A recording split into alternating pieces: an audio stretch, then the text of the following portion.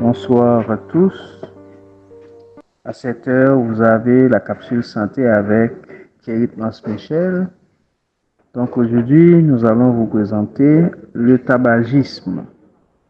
Quelles sont les conséquences de l'intoxication aiguë ou chronique du tabac au niveau de l'organisme en général et principalement ou particulièrement au niveau des yeux.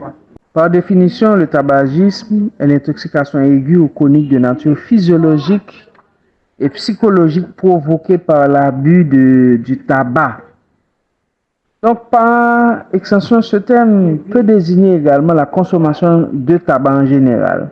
Donc, il faut spécifier qu'il existe un tabagisme actif par opposition au tabagisme passif. Le tabagisme actif est celui qui fume, qui a l'habitude de fumer le tabac, tandis que le tabagisme passif distingue donc les personnes qui inhalent involontairement la fumée de tabac contenue dans l'air environnant, ou l'inhalation de dépôts secondairement en suspension dans l'air. C'est aussi le tabagisme résiduel. Donc, si vous fumez dans un espace clos ou fermé, donc il va y avoir des résidus de tabac dans l'air. Et toute personne qui va inhaler ces résidus de tabac, donc, est aussi un fumeur passif. Ok, tout fumeur qui fume en présence d'une autre personne et cette personne-là inhale la fumée de tabac est aussi un fumeur passif. D'accord? Donc il faut dire que, outre la dépendance au tabac, le tabagisme est responsable de nombreuses maladies, dont plus d'une dizaine de cancers différents et des maladies cardiovasculaires, qu'ils soient actifs ou passifs, des maladies au niveau respiratoire, au niveau du foie, des yeux, des muqueuses, etc. Donc, le tabagisme est la première cause de mortalité évitable dans le monde. Donc, ce qui en fait est un problème majeur de santé publique. D'accord? Et le tabagisme est aussi un facteur de morbimortalité, un facteur de morbidité et cause des décès. Donc, nous allons entrer dans le vif du sujet. Donc, avant d'entrer dans le vif du sujet, il faut savoir que l'inhalation de fumée de tabac, qui est composée de toxines nocives pour l'organisme, peut causer de graves problèmes de santé.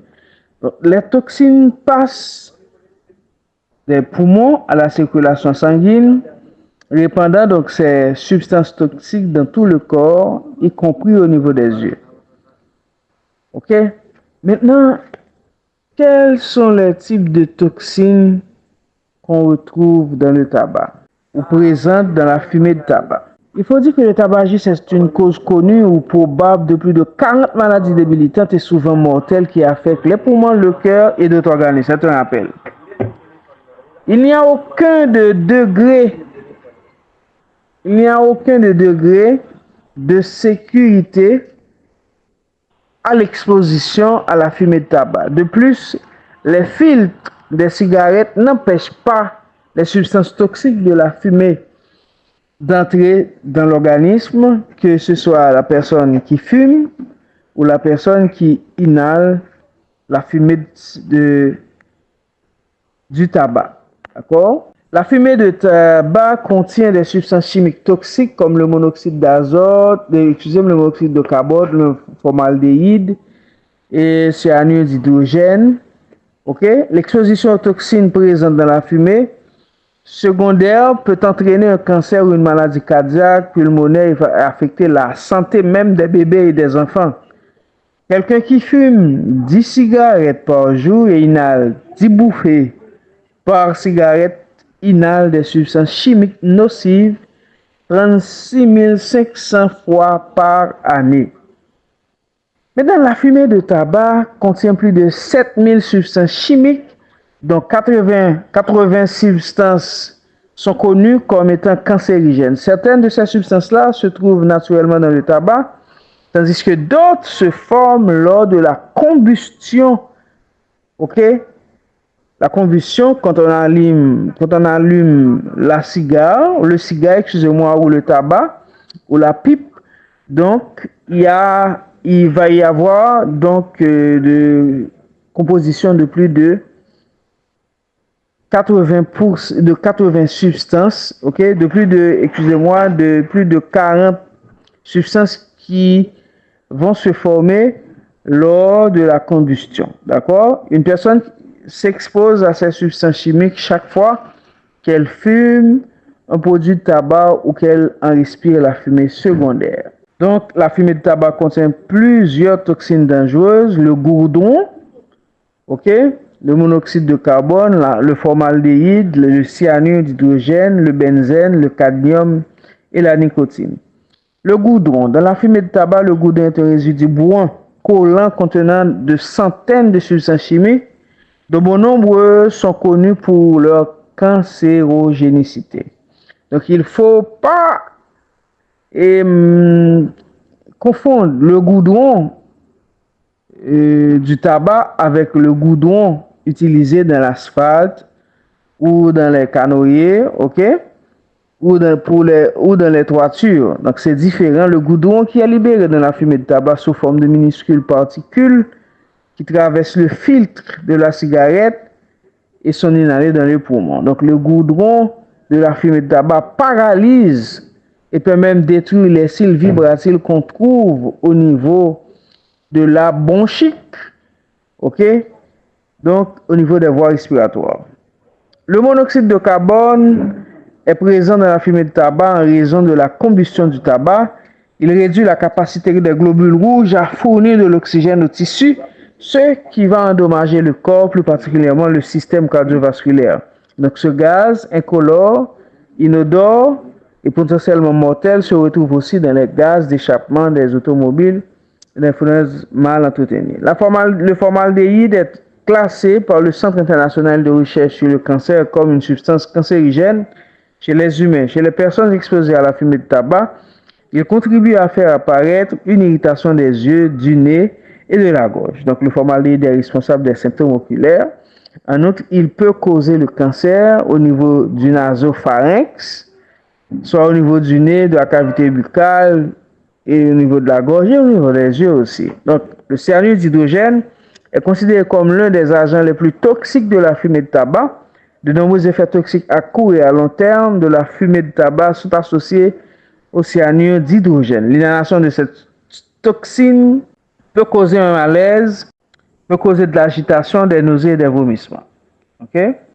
Le benzène, le Centre international de recherche sur le cancer considère aussi le benzène comme un composé toxique et une substance cancérigène connue chez les humains. Une exposition prolongée au benzène peut affecter la moelle osseuse qui est responsable de produire les nouvelles cellules sanguines et mener à un faible taux de globules rouges, causant ainsi une anémie.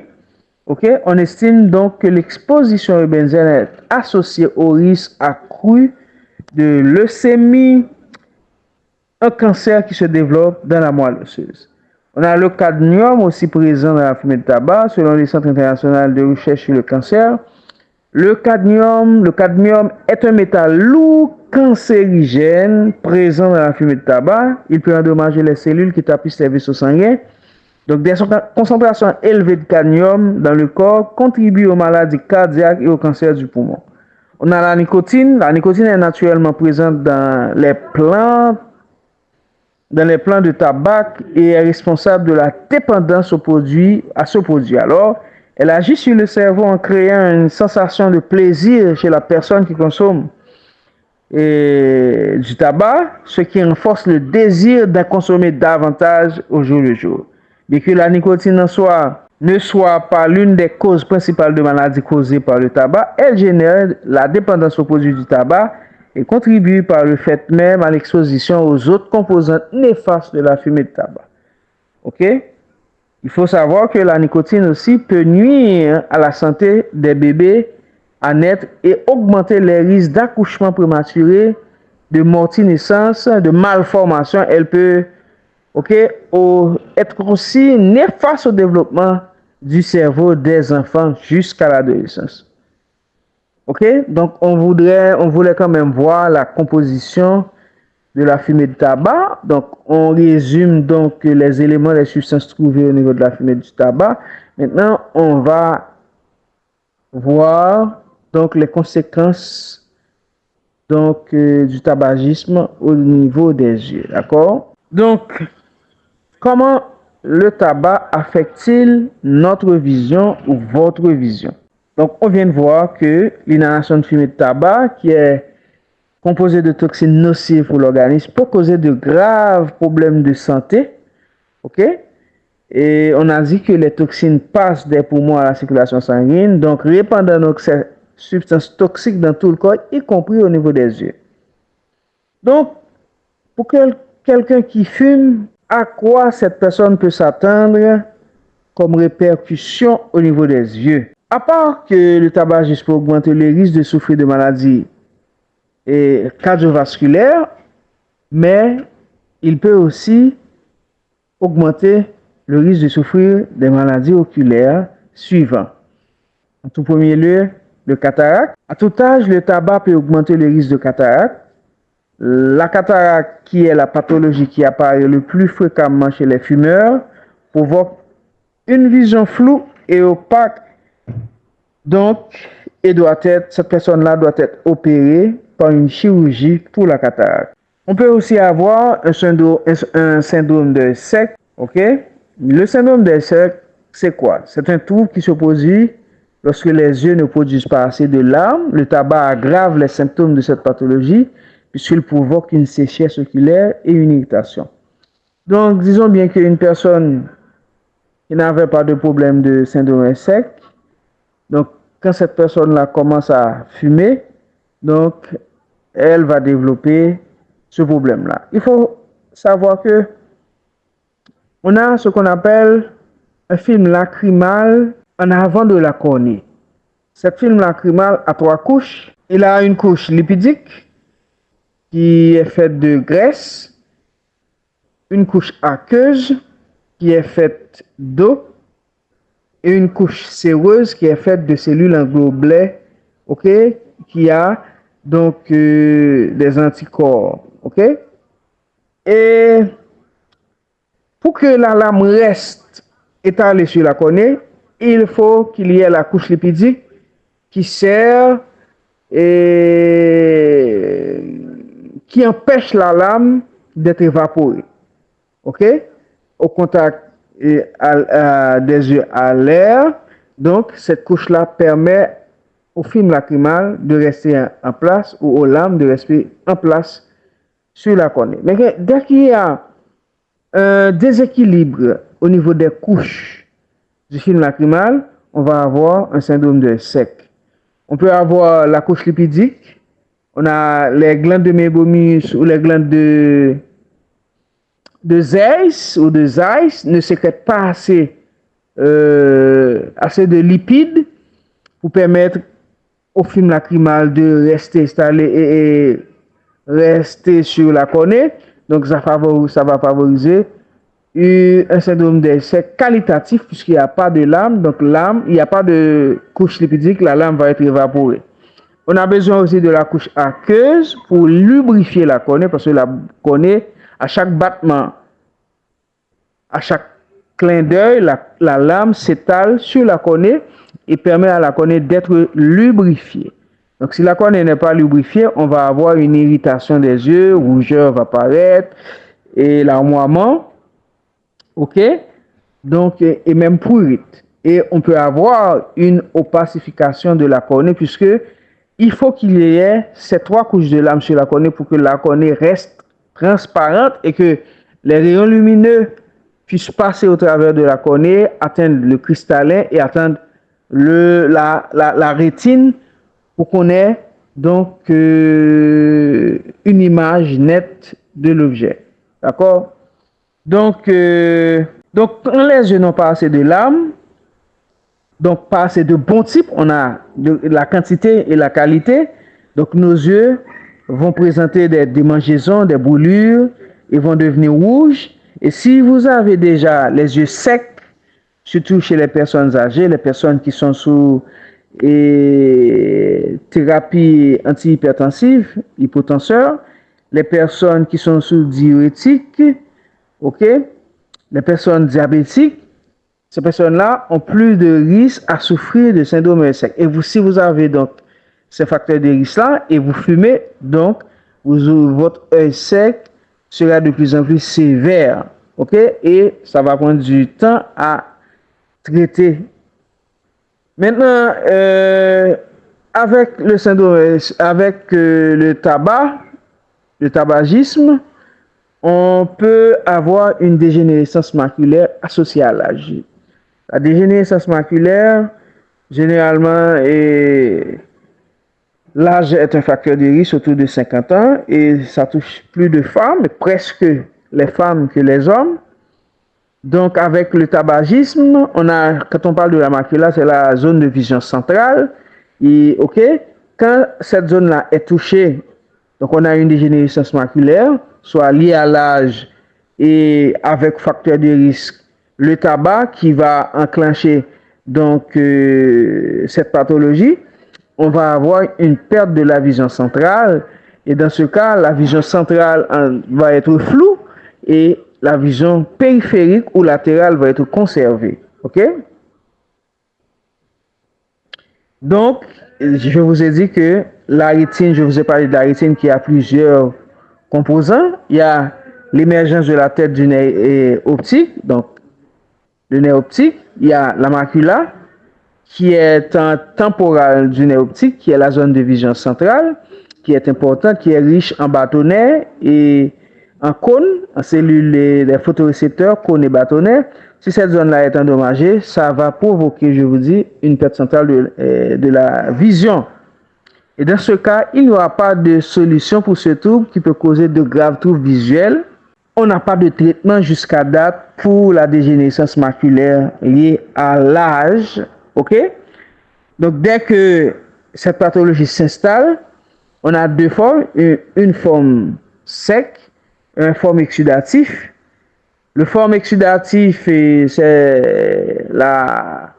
cette forme-là liée à des troubles de vision considérables. OK? Et on a aussi, comme autre pathologie, la rétinopathie diabétique. Nous savons que les diabétiques souffrent. Avec le diabète, on va avoir des conséquences au niveau des yeux, des reins, au niveau des micro-vaisseaux des membres supérieurs ou inférieurs. Donc, avec le facteur de risque, la personne qui est diabétique et qui fume, donc ça va permettre à la rétinopathie diabétique de s'installer plus précocement que d'habitude. OK? Donc, nous savons que les diabétiques qui sont fumeurs peuvent développer une rétinopathie plus fréquemment et plus précocement que les autres diabétiques. Cela se produit lorsque les vaisseaux sanguins de la rétine sont endommagés. Donc, dans le fondeur, on va trouver donc, du sang, des exsudats, des anévrismes. OK? Et on peut avoir même un décollement. Ça dépend. Et dans ce cas, donc, il faut agir vite. D'accord? Il faut agir vite. Donc, un traitement au laser, un médicament injecté ou même une intervention chirurgicale peuvent être nécessaires pour contrôler cette maladie-là. OK? Dès qu'on atteint une rétinopathie diabétique, certes, il faut contrôler le diabète et la tension à ce que donc, la glycémie soit autour de la normale à 126 et les chiffres tensionnels doivent être aussi autour de la normale pour pouvoir contrôler donc, le diabète et diminuer les sangs qui sont au niveau des yeux, les exsudats, etc. On a aussi des problèmes au niveau du nerf optique. Le tabagisme peut causer des problèmes au niveau du nerf optique. ok, qui est celui qui relie l'œil avec le cerveau. Donc, le nerf optique relie l'œil avec le cerveau. D'ailleurs, je vous ai dit que c'est une émergence du nerf optique au niveau des yeux. Le nerf optique sort au niveau du cerveau. Donc, au niveau des yeux, on a ce nerf afférent qui donc contrôle la vision. D'accord? Donc, et si ce nerf est atteint, on peut avoir une neuropathie optique et cela peut conduire à la cécité. D'accord? Donc, les dommages du nerf optique sont irréversibles. Je vous dis que les dommages du nerf optique sont irréversibles. Dès que la neuropathie optique s'installe, il n'y a rien qui puisse vous soulager. Donc, vous allez perdre votre vision catégoriquement. Et les dégâts résulteraient d'un manque d'oxygène causé par le monoxyde d'azote. Excusez-moi, je dis toujours monoxyde d'azote, c'est monoxyde de carbone inhalé par la fumée de tabac. Et il faut savoir que le tabagisme est également un facteur de risque pour le glaucome. Avec le tabagisme, on peut avoir une inflammation au niveau des yeux qui peut provoquer une maladie qui affecte la partie de l'œil appelée UV. Je vous ai dit que l'œil, il a trois enveloppes ou trois tuniques. La tunique externe, je vous ai dit que ça s'appelle la sclérotique ou la sclère. La tunique intermédiaire composée de trois parties, ça s'appelle UV, l'iris, le corps ciliaire et la choroïde. Et la partie interne, la membrane la plus interne, c'est la rétine. Maintenant, en cas de uvéite, c'est la membrane interne qui est intéressée. Et le plus souvent, on a une uvéite antérieure. Quand on parle d'uvéite antérieure, on a l'iris et le corps ciliaire qui sont intéressés. Donc, l'uvéite survient lorsque cette couche devient enflammée. Donc, on va avoir une inflammation qui peut être d'aiguë à chronique. Et cette pathologie peut provoquer des yeux rouges, des douleurs et une baisse de vision. Dans ce cas-là, on peut avoir des synéchies au niveau des yeux, soit des synéchies postérieures. Donc, le cristallin va être accolé à la face postérieure de l'iris ou la face postérieure de la cornée peut être accolée à la face antérieure de l'iris. Ça s'appelle synéchie. On a synéchie postérieure, accolement du cristallin à la face postérieure de l'iris, synéchie antérieure, accolement de la face postérieure de la cornée aux faces antérieures de l'iris. Donc, on a aussi ce qu'on appelle une orbitopathie endocrinienne. Donc, la maladie de Basedow ou l'hyperthyroïdie survient lorsque la glande thyroïde produit trop d'hormones. Celle-ci peut provoquer une orbitopathie endocrinienne, surtout chez les fumeurs. 8 fois plus de risques, chez les fumeurs ont 8 fois plus de risques de souffrir d'orbitopathie endocrinienne que les personnes non fumeurs. Ok? On peut avoir l'œil qui sort, ça s'appelle exophthalmie ou une saillie des yeux, une vision double, des problèmes au niveau des muscles des yeux. On va avoir des limitations pour regarder en haut, en bas, en nasal, en dehors, en dedans. Donc, on va avoir des limitations puisque l'œil devient trop gros et sort, les muscles vont être étirés. Donc, ça va vous créer vraiment désastre chez la personne qui a une orbitopathie endocrinienne. Comment savoir pour repérer l'orbite? Je vous ai dit que l'œil se trouve au niveau de l'orbite. La boîte que vous avez là, qui a les soucis au niveau en supérieur, c'est l'orbite. Donc, on peut voir que c'est un os qui est un peu, pas quadrangulaire, mais de façon qui a une forme pyramidale, dont la base est en antérieur, interne, et la base postérieure. Donc, cette partie-là s'appelle orbite. OK? Et est formée de plusieurs os. Donc,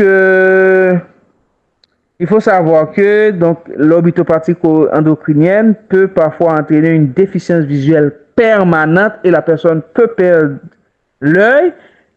OK? Et ça va générer des douleurs jusqu'à ce que le médecin, l'ophtalmologue, va demander d'éviscérer l'œil. Quand on éviscère l'œil, on enlève, OK, les parties internes de l'œil. D'accord? Je vous ai parlé et dernièrement des parties internes de l'œil. OK? Et OK, je vous ai parlé de cataracte, uvérité antérieure, dégénérescence maculaire, rétinopathie diabétique, n'est-ce pas? Et on a l'accident ischémique transitoire. C'est quoi l'accident ischémique? C'est quand on a quelque chose au niveau du vaisseau, OK, oculaire, donc qui bloque le passage de sang en aval. Donc, ça peut donner un accident, un trouble de vision et, comme on dit, transitoire. OK, c'est spontané. OK, c'est spontané. Et quand le flux sanguin va pousser et l'obstruction, donc la vision va être rétablie. Donc, ça s'appelle accident ischémique transitoire. OK, au niveau des yeux. Donc avec pour cause possible d'une perte de vision temporaire. Et c'est un problème assez grave connu sous le nom d'accident ischémique transitoire, plus communément appelé AIT, OK, ou mini AVC ou ACV. Donc, on a un ACV au niveau du cerveau, OK, accident vasculaire cérébral. Donc, on sait ce qu'on appelle stroke en anglais. Donc, au niveau des yeux, on peut avoir un stroke, un mini stroke. Dans ce cas, et à la faculté de médecine, j'ai eu à voir une personne qui avait un accident vasculaire cérébral transitoire. C'était un chirurgien, un professeur. La personne se tenait debout à côté de sa voiture et spontanément, cette personne-là tombe. Elle perd de connaissance. Donc, et après, donc, la voix est fait asseoir. Donc, sa connaissance revient petit à petit. Donc, c'est la même chose pour l'accident ischémique transitoire. Donc, au niveau des yeux. Donc, on perd spontanément la vision pendant quelques secondes à une minute. Et d'un coup, donc, votre vision vous revient. Donc, c'est ça. Donc, quand vous avez un accident ischémique transitoire au niveau des yeux, c'est un signe avant-coureur d'un accident vasculaire cérébral, d'un stroke. Donc, OK? Donc, c'est très important à prendre en compte parce que nous savons que le tabagisme est aussi un facteur de risque et peut même compliquer une hypertension artérielle. Et le plus souvent, les personnes qui ont un accident vasculaire cérébral, ce sont les hypertendus, les diabétiques, etc. Donc c'est vraiment important. Et on a aussi la maladie de Graves. Donc, ça s'appelle l'ophtalmopathie thyroïdienne, aussi connue sous le nom de maladie de Graves, une maladie auto-immune caractérisée par l'augmentation du volume du tissu conjonctif gras et par l'hypertrophie des muscles autour de l'œil. C'est presque la même chose avec l'orbitopathie choroïdienne. C'est presque la même chose, mais dans l'orbitopathie endocrinienne, alors c'est le chapitre. Et dans ce chapitre-là, on trouve la maladie de Graves aussi. On a les troubles oculaires infantiles avec le tabagisme. Le tabagisme durant une grossesse augmente de nombreux troubles oculaires infantiles, entre autres problèmes de santé graves. Donc, des études ont démontré que le tabagisme pendant la grossesse est associé à des taux plus élevés de strabisme, yeux croche, OK?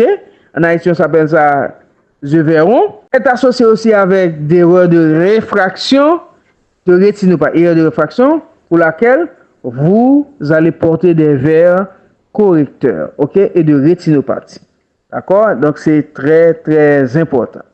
Mes chers amis, là s'achève notre capsule de santé. Il faut savoir que ce sujet-là est très important. Je sais que pour les bien-aimés frères et sœurs, donc que vous ne fumez pas, mais quand même vous avez des proches qui fument, donc à vous de les aider, ok? À vous de leur parler du tabagisme et des conséquences du tabac sur l'organisme et afin de les amener à laisser le tabac. Donc une chose est importante, quels sont les avantages de l'arrêt de fumer? Arrêter de fumer est l'une des choses les plus importantes que vous pouvez faire pour votre santé et celle de vos yeux. L'arrêt de la consommation de tabac est associé à une réduction du risque d'extraction chirurgicale de la cataracte, est associé à une diminution du développement et de la progression de la dégénérescence maculaire liée à l'âge, est associé à une réduction du risque de neuropathie optique que je viens de vous parler par rapport à celui observé chez les non-fumeurs, est associé à une amélioration de la réponse au traitement pour orbitopathie endocrinienne. OK? Endocrinienne. Donc, c'est très important d'intéresser vos proches d'arrêter de fumer. OK? Ou faire une cure de désintoxication, et surtout dans les pays étrangers. On a donc des centres qui accueillent des patients fumeurs pour les aider à laisser le tabac, d'accord? Puisqu'on sait qu'avec ces drogues-là, on a de la dépendance. Donc, pour résumer, chers amis, le tabac est le fait de fumer. Donc, on sait qu'avec le tabac, on a une dépendance. Il y a deux types de fumeurs. Le fumeur actif, celui qui inhale les bouffées de la fumée de cigarette. Donc, le fumeur, il y a quand même plus de risques que les non-fumeurs. Les non-fumeurs sont aussi des fumeurs actifs. Si toutefois, dans l'environnement, dans l'atmosphère et à la maison où il y a un fumeur, on va avoir des résidus de la fumée de cigarette qui restent dans l'air. Donc, les personnes qui ne sont pas fumeurs vont l'inhaler. Donc, vous pouvez, si vous êtes constamment exposé à la fumée de cigarette, vous pouvez aussi développer les mêmes pathologies que les fumeurs. Donc, on sait que dans la fumée de cigarette, il y a plus de 7000 substances toxiques. OK? Donc, 80 sont formées à la combustion quand la personne allume le cigare ou la cigarette. Donc, ces substances-là, on a dit, il y a le formaldéhyde, le monoxyde de carbone, on a le goudron, pas vrai? Le goudron, à ne pas confondre avec le goudron utilisé pour galfêter les canoës, ok? Donc, les petits bateaux, avec le goudron qu'on utilise pour galfêter les tôles aussi. Il ne faut pas confondre là. C'est deux types de goudron là. On a aussi, quoi encore, après le formaldéhyde, on a la nicotine qui est aussi importante. Cette substance-là qui donne la dépendance aux fumeurs, à ces personnes-là qui ne peuvent pas arrêter de fumer. C'est ça la dépendance. Donc la personne est dépendante du tabac. Donc quand il se lève tôt le matin, donc la personne, la première chose qu'elle va faire, c'est fumer. La dernière chose que cette personne va faire le soir avant de se coucher, c'est fumer aussi. Donc la personne devient dépendante au point de fumer soit une poche de cigare ou plusieurs poches de cigarettes par jour. OK? On a les pathologies associées au tabagisme, les pathologies oculaires, le plus souvent, c'est une uveitis antérieure. OK? La cataracte, une dégénérescence maculaire liée à l'âge, la rétinopathie diabétique, OK? Accident ischémique transitoire, maladie de Graves ou orbitopathie endocrinienne, tuberculose infantile, et ça va augmenter les troubles de strabisme, erreur de réfraction, rétinopathie, etc. Donc, si vous avez des questions, des commentaires, n'hésitez pas, nous les attendons. Merci et bonne soirée.